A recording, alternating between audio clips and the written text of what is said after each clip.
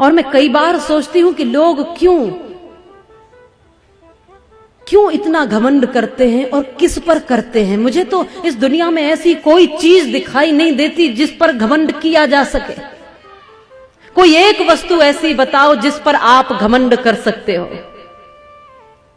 प्रभु का नूर जो देखे वही इंसान होता है, और जो भरता पेट है केवल वो तो हैवान होता है। जानता है कि मौत एक दिन मुंह के बल गिराएगी, न जाने फिर भी क्यों इंसान को अभिमान होता है। इस शरीर पर अभिमान करते हो तो कभी उन बुजुर्गों को देख लेना जिनकी कमर झुक गई है और जिनके चेहरे पर झुर्रियां पड़ गई हैं। कभी वो भी बड़े इतराते थे इस शरीर पर। यदि कभी अभिमान आए जवानी का तो बुढ़ापे को देख लेना। ये दुनिया खुली पड़ी है, आपका अभिमान थोड़े ही पल में चूर हो जाएगा। बल पर घमंड करते हो तो एक दिन के बुखार में पीले पड़ जाते हो। जरा सोचो उस समय बल कहां चला जाता है। लक्ष्मी पर अभिमान करते हो तो ये लक्ष्मी आज तक किसी की नहीं हुई भगवान विष्णु के सिवाय।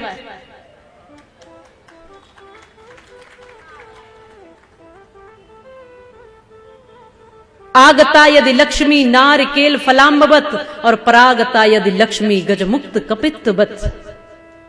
ये लक्ष्मी जब आती है तो कितने भी दरवाजे बंद कर लो फिर भी चली आती है, कहीं से भी बरस जाती है। नारिकेल फलाम्बवत। यहां महाराष्ट्र में तो नारियल के फल बहुत मिलते हैं, टटोल के भी देखो आप उनको। तो नारियल का फल कैसा होता है, एक गहरा सा जटाजूट, उसके ऊपर पत्थर किसी दीवार लगी हुई है और उसके भीतर भी किसी ने पानी डाल दिया। तो चिंतन करो, तुम कितने भी दरवाजे बंद करो, जब लक्ष्मी आती है तो दरवाजे बंद होने पर भी आ जाती है। इसलिए कहते हैं जब परमात्मा देता है तो छप्पर फाड़ के देता है, और अब छप्पर नहीं रहे तो छत फाड़ के भी दे देता है। जिस दिन घमंड अपने तू सर से उतार देगा, उस दिन तुझे विधाता अनमोल प्यार देगा। उसके सिवाय जग में दाता न और कोई, और देने पे जब वो आए तो बेसुमार देगा। पर जिस दिन घमंड अपने तू सर से उतार देगा।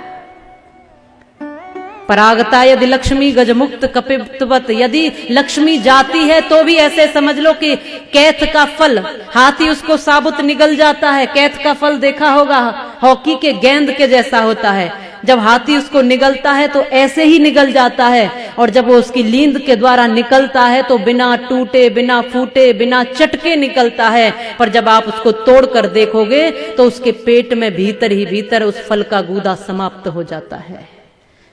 ऐसे ही लक्ष्मी जब जाती है तो कहीं से भी निकल